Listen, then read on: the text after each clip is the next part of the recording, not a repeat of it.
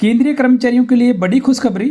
मोदी सरकार ने इस प्रस्ताव को दी हरी झंडी। नमस्कार दोस्तों, आप देख रहे हैं हमारा YouTube channel government employ news, जहां पर आपको सरकारी कर्मचारियों और पेंशन भोगी से जुड़ी हुई हर एक फायदेमंद जानकारी सबसे पहले उपलब्ध कराई जाती है।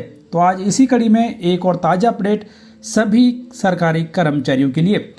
दोस्तों, केंद्रीय कर्मचारियों की एक बड़ी मांग को केंद्र सरकार ने पूरा कर दिया है। दरअसल सरकार ने राष्ट्रीय पेंशन प्रणाली यानी कि एनपीएस और एकीकृत पेंशन योजना यानी कि यूपीएस के तहत केंद्र सरकार के कर्मचारियों के लिए दो नए निवेश विकल्पों यानी कि लाइफ साइकिल और बैलेंस्ड लाइफ साइकिल को मंजूरी दे दी है।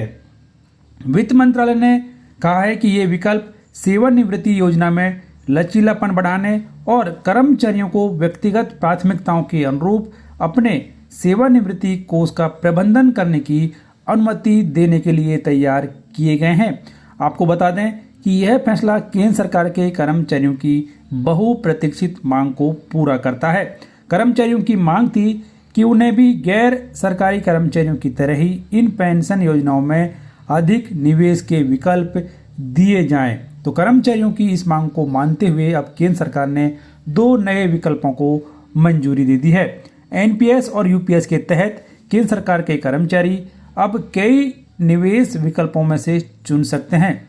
एक डिफ़ॉल्ट विकल्प है जो कि समय समय पर पीएफआरडीए द्वारा परिभाषित निवेश का डिफ़ॉल्ट पैटर्न है।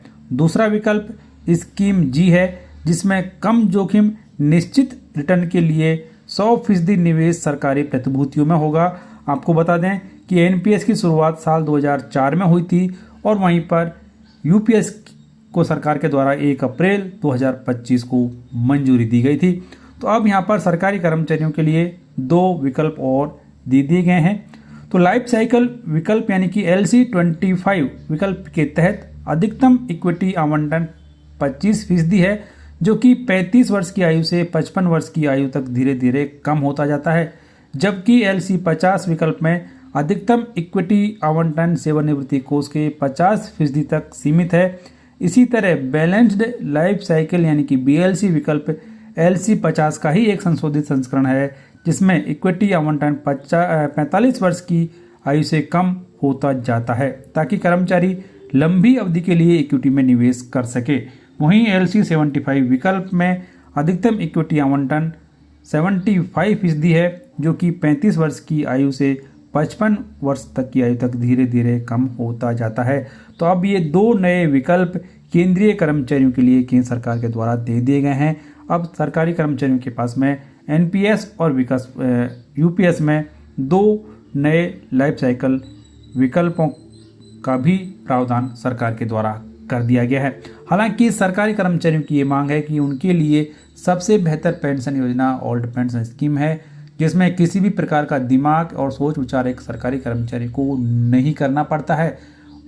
लेकिन एनपीएस और यूपीएस में सरकारी कर्मचारी का पूरा निवेश मार्केट पर आधारित होता है। तो ये एक ताज़ा अपडेट फायदेमंद जानकारी सरकारी कर्मचारियों के लिए। फिलहाल इस वीडियो में इतना ही।